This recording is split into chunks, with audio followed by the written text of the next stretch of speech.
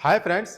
दोस्तों, क्या आपके साथ भी ऐसा ही होता है कि अगर आप थोड़ी देर खड़े रह जाते हैं या जिस दिन आप ज्यादा चल लेते हैं तो आपके पैरों में सूजन आ जाती है, आपके पैर भारी हो जाते हैं और दर्द आपका बढ़ जाता है। या जब आप बिस्तर पर लेटने के लिए जाते हैं तो आपका पैर बेचैन सा रहता है, पैरों में झंझनाहट, सुनपन और दर्द आपको बहुत ज्यादा होता है, जिसकी वजह से आप रात में सो नहीं पाते हैं। अगर आपको कोई मिल जाता है, आप पैर दबवा लेते हैं तो आपको आराम मिल जाता है, नहीं तो पूरी रात आप बेचैन रहते हैं और करवटें बदलते रहते हैं। तो आज की इस वीडियो में हम आपको एक ऐसा नुस्खा, एक ऐसा सिकाई का तरीका बताएंगे जिसको आप इस ठंड के मौसम में सिर्फ 10 मिनट अप्लाई कर लेते हैं तो इससे आपकी सारी नसें खुलेंगी, सारी नसें आपकी डायलेट होंगी, यहाँ तक कि आपके सर के ऊपर जो प्रेशर है, जो सर के ऊपर टेंशन है, जो टपकन बनी रहती है, उसमें भी आपको तुरंत आराम मिलेगा। और इसका असर इतना फास्ट है कि आपको पहले ही दिन से नींद में भी सुधार आ जाएगा। तो अगर आपको डायबिटीज है या न्यूरोपैथी की वजह से आपके पैरों में झंझनाहट, सुनपन या बेचैनी जैसी मालूम देती है, या आपको स्लिप डिस्क की दिक्कत है, आपके घुटने में गठिया है जिसकी वजह से आपकी जो काफ मसल है ये बहुत ज्यादा टाइट रहती है, चलने में आपको भारीपन लगता है, तो ये वीडियो सिर्फ आपके लिए है।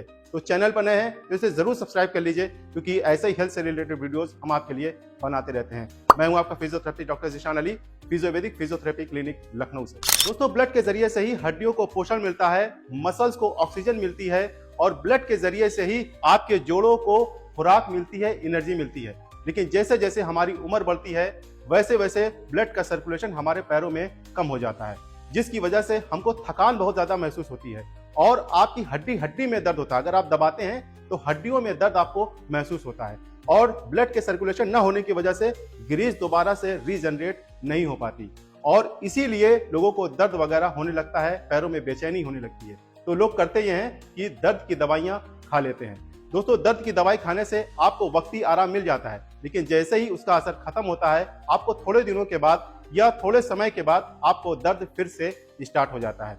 अगर आप दर्द की दवाइयां बहुत ज्यादा खाएंगे तो आयुर्वेद के अनुसार आपका वात दोष बढ़ता है और साइंस के हिसाब से ब्लड में टॉक्सिसिटी बढ़ती है। अगर ब्लड में टॉक्सिसिटी बढ़ेगी तो जो है होता यह है कि जोड़ आपके और ज्यादा खराब होने लगेंगे, मांसपेशियों में थकान और ज्यादा आएगी, आपकी हड्डी हड्डी में दर्द होने लगेगा। इसकी वजह से आपकी हड्डियां तक खोखली हो सकती हैं, यानी कि ऑस्टियोपोरोसिस की दिक्कत भी आपको हो सकती है। यही वजह है कि जैसे ही दर्द की दवा का असर खत्म होता है तो आपको दर्द और ज्यादा महसूस होता है। यानी दर्द अगर पहले कम था और दवाई खाने के बाद आपको और शदीद का दर्द होता है, इंटेंसिटी दर्द की बढ़ जाती है। तो आपको कुछ ऐसा ट्राई करना चाहिए जो बिल्कुल सेफ हो, आयुर्वेदिक तरीका हो, कुदरती तरीका हो। अगर आप इन इलाज को करते हैं तो बिना किसी साइड इफेक्ट्स के ये चीजें काम करती हैं और आपको तुरंत रिलीफ देती हैं। दोस्तों, रेमेडी बनाने के लिए आपको 3 चीजों की जरूरत पड़ेगी। सबसे पहले आपको 2 से 4 लीटर पानी ले लेना है। पानी इतना गर्म हो जितना आप बर्दाश्त कर सकें। अगर पानी बहुत ज्यादा गर्म होगा तो आपकी स्किन जल सकती है और अगर पानी बहुत ज्यादा ठंडा होगा तो इसके करने का कोई मतलब नहीं है, क्योंकि जो ब्लड वेसल्स हैं, जो खून की नालियां हैं, वो फैलेंगी नहीं, ओपन नहीं होगी। इसके बाद दोस्तों आपको एप्सम सॉल्ट लेना है। अब कई लोग कहेंगे कि एप्सम सॉल्ट होता क्या है। एप्सम सॉल्ट जो है वो सेंधा नमक से अलग है। सेंधा नमक जो होता है वो दूसरी चीज है, लेकिन ये एप्सम सॉल्ट दूसरी चीज है।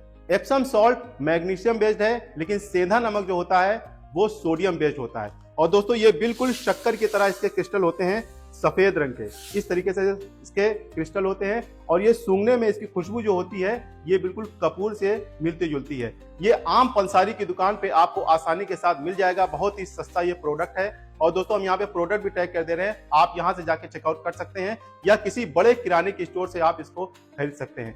इसमें 2 चीजें बहुत ही इंपॉर्टेंट होती है, एक है मैग्नीशियम और दूसरी होती है सल्फर। मैग्नीशियम हमारे शरीर में एक इंपॉर्टेंट रोल प्ले करता है। ये क्या करता है कि हमारी मांसपेशियों को कॉन्ट्रैक्शन और रिलैक्सेशन में हेल्प करता है। अगर हमारे शरीर में कहीं पे गर्दन जैसे अकड़ जाती है, अगर हम सुबह उठे तो हमारी गर्दन अकड़ गई, या हमारी कमर जो है जाम हो गई सुबह उठने पे, या हमारी मसल में बहुत ज्यादा जो है टाइटनेस आ जाती है, जैसे काफ मसल पिंडली जो होती है बहुत ज्यादा टाइट हो गई, तो हमको मसल रिलैक्सर की दवा खिलाई जाती है। लेकिन अगर आप मसल रिलैक्सर की दवा बहुत लंबे समय तक खाते हैं तो इसके बहुत ज्यादा साइड इफेक्ट्स होते हैं। आपको हर वक्त नींद आएगी, थकान सी लगेगी, किसी भी काम को करने का मन आपको नहीं लगेगा। लेकिन ये जो मैग्नीशियम सल्फेट है, जो एप्सम सॉल्ट है, ये नेचुरल होता है, नेचुरल मसल रिलैक्सर है। ये स्किन के अंदर जल्दी से एब्जॉर्ब हो जाता है और स्किन के पोर्स को खोलता है, नसों को खोलता है, मांसपेशियों को रिलैक्स करने का काम करता है, जिससे ब्लड का सर्कुलेशन बढ़ता है और आपको झंझनाहट में, सुनपन में, जलन में तुरंत आराम देता है। अब दोस्तों, अगर किसी वजह से आपको एप्सम सॉल्ट नहीं मिल पाता है तो आप यहाँ पे सेंधा नमक या फिटकरी यूज कर सकते हैं। आपको कुछ असर में कमी दिखेगी, लेकिन फायदा आपको जरूर करेगी। दूसरी चीज आपको लेनी है अजवाइन। अजवाइन सिर्फ एक मसाला नहीं है, बल्कि ये एक थेराप्यूटिक हर्ब है और आयुर्वेद के अनुसार इसकी जो तासीर है, जो स्वभाव है, वो गर्म होती है। शरीर के अंदर जमी ठंड को और अकड़न को ये तोड़ने का काम करती है, यानी कि स्टिफनेस को और ब्लड के सर्कुलेशन को बढ़ाती है, जिससे आपके पैरों में जो भारीपन है, जो सूजन है, वो तुरंत ही कम होती है। तो जब तक पानी गर्म हो रहा है, आप इसमें 1 चम्मच अजवाइन का डाल दीजिए और जब पानी अच्छी तरीके से गर्म हो जाए तो आप उसमें 1 चम्मच एप्सम सॉल्ट का डाल दीजिए। अब पानी को आप एक बड़े तसले में ले लीजिए और मिश्रण को अच्छी तरीके से आप मिला लीजिए। फिर आपको इस तरीके से बैठ जाना है, अपने दोनों पैर को डिप करके। इस तरीके से डिप करके आप बैठे रहेंगे।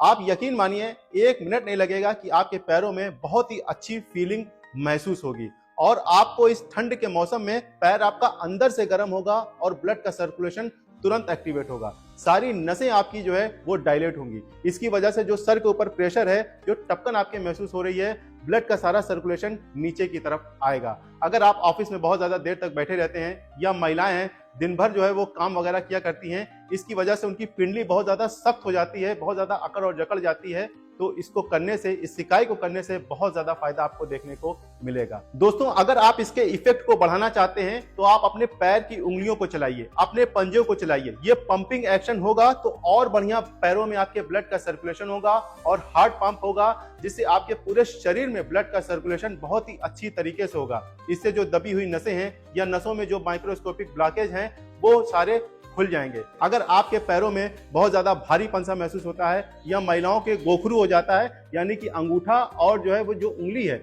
वो दोनों आपस में सट जाते हैं, या अगर आपके पैरों से बदबू आ रही है या एड़ियां आपकी फटी हुई हैं, तो एड़ियां भी सुंदर दिखने लगेंगी और जो पैरों में बदबू आती है वो बदबू भी आपकी दूर होगी। अगर आपकी पिंडियां बहुत ज्यादा सख्त हो गई हैं, इसमें भी आपको आराम मिलेगा। दोस्तों, अगर आपके पैरों में गठिया है तो आप क्या करिए, टॉवेल ले लीजिए और पानी में डिप कर दीजिए। पानी में डिप करके इसको निचोड़ के आप अपने घुटने पे रखिए। अगर आपको सियाटिका की दिक्कत है तो आप अपने कमर पे रख सकते हैं। दोस्तों, एक बात आप जरूर ध्यान रखिएगा, अगर आपको स्लिप डिस्क की दिक्कत है या कमर में आपके दर्द रहता है तो आप आगे बिल्कुल भी नहीं झुकना है। ये काम आप किसी से करवाइएगा। या अगर आपके गर्दन में दर्द रहता है तो आप गर्दन में भी ये सिकाई कर सकते हैं, क्योंकि गर्दन की दर्द की वजह से भी आपके हाथों में झंझनाहट या सुन्नपन महसूस होता है। तो यहाँ की भी सिकाई हम अपने पेशेंट में करवाते हैं और काफी अच्छे रिजल्ट देखने को मिलते हैं। अब दोस्तों, ये रेमेडी जो है वो कुछ लोगों के लिए नहीं है। ऐसा नहीं है कि ये रेमेडी हर आदमी इस्तेमाल कर सकता है। वो लोग इसका इस्तेमाल ना करें जिनकी एड़ियां फटी हुई हैं, वहां से ब्लड आ रहा है, कोई घाव है, कोई इन्फेक्शन है, कोई अल्सर है, कोई छाले हैं, वो लोग इस रेमेडी का इस्तेमाल बिल्कुल भी ना करें। अगर आपके पैरों में सीवियर नमनेस है, यानी आपका पैर बिल्कुल पूरी तरह से सुन्न हो गया है, तब भी आप इसको बिल्कुल भी नहीं करिएगा। हाँ, पैरालिसिस वाले मरीज इसको कर सकते हैं, लेकिन उनके दर्द में और सूजन में तो आराम मिलेगा, लेकिन उनके पैरों में पावर नहीं आएगी।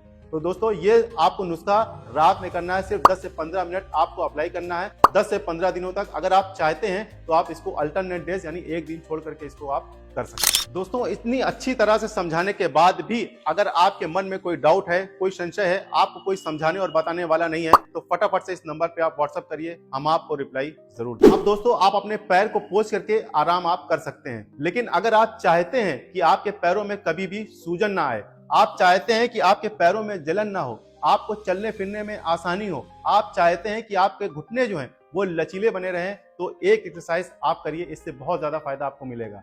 आपको क्या करना है, 1.5 फीट का पाइप लेना है। हमारे पास ये पर्दे वाला है, थोड़ा सा बड़ा है, हम आपको करके बता दे रहे हैं। आपको क्या करना है, इस तरीके से जमीन के ऊपर रख लेना है। फिर अपने पैर को जो है वो इस तरीके से चलाना है, आगे पीछे।